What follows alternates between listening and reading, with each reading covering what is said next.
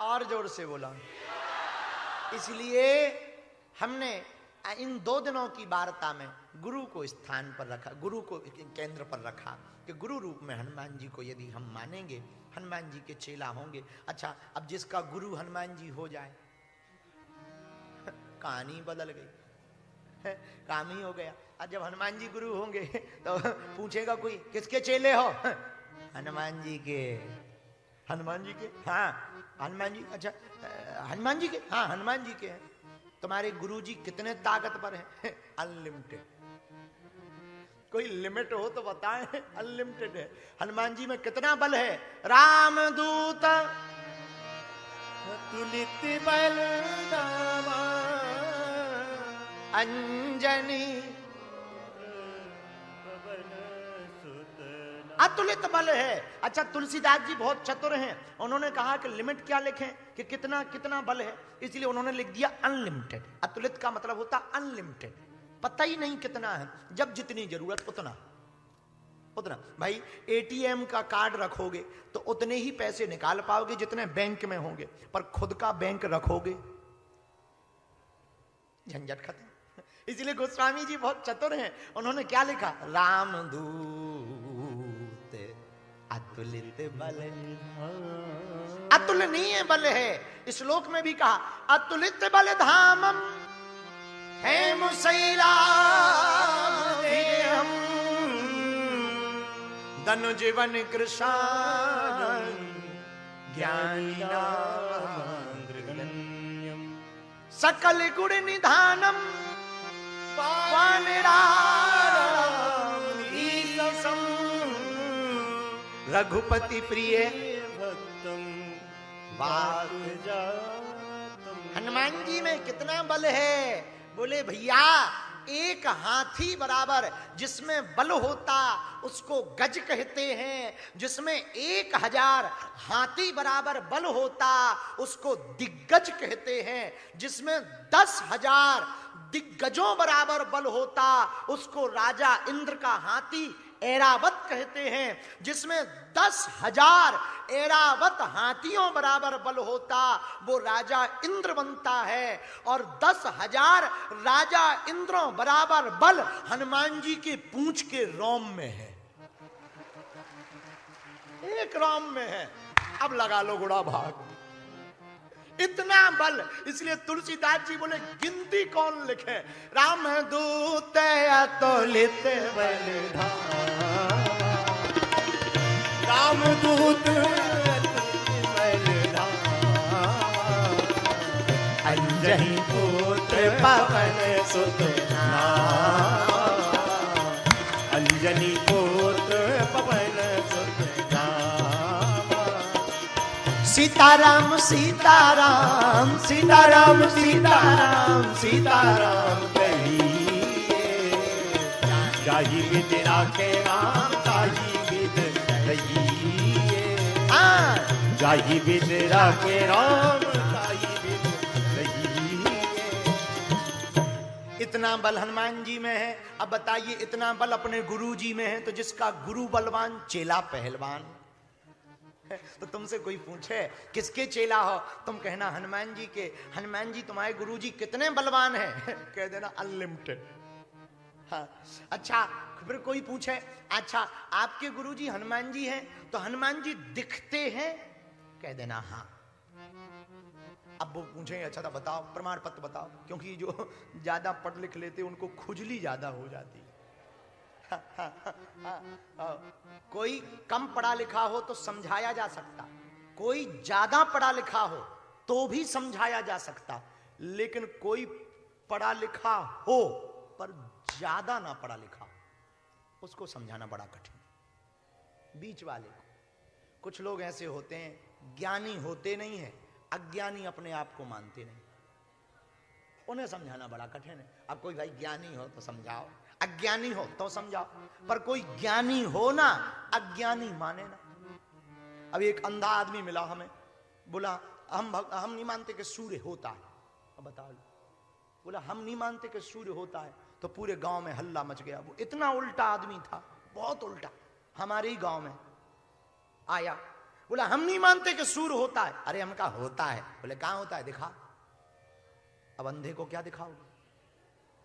तो किसी ने कहा तुम्हें दिखता ही नहीं, क्या दिखाएं? अच्छा बोले दिखा नहीं सकते, लो लो पकड़ाओ कैसा है। सूर को पकड़ने के लिए वैज्ञानिक नहीं पहुंच पाए, तुम्हें कहां से पकड़ा दे? हैं पकड़ा नहीं सकते? हमने जीभ निकाली, चखाओ कैसा है। पानी पूरी थोड़ी है जो चखाएं। लेकिन उल्टा आदमी मानने को तैयार ही नहीं। बोले दिखाओ, पकड़ाओ, चखाओ, और फिर नाक को कैसा है बताओ। अरे कोई इत्र थोड़ी है। तो हमारे पास गांव के आए, बोले ये आदमी बहुत उल्टा है, ये कहता सूर होता ही नहीं है, तुम लोग झूठ बोल रहे हो, सब पागल हो और सब झूठे हो। हमने कहा टेंशन ना लो। हमने उससे कहा सूर नहीं होता, हम मान रहे, तुम सही कह रहे। बोले हाँ अब पंडित जी तुम ठीक बोले। हमने कहा एक बात बताओ, छत होता है? बोले छत तो होता है। हम कहा दिन होता है? बोले दिन होता है। जून के महीने में बिना चप्पलों के हमने छत पे खड़ा कर दिया और 50 सेल्सियस था तापमान, और दरवाजे कर दिए बंद। भाई साहब पापड़ जैसे उखड़ गए। बोली बहुत गर्मी है, बहुत गर्मी है। अरे हमका सूर होता ही नहीं, ये तो चंद्रमा की गर्मी है।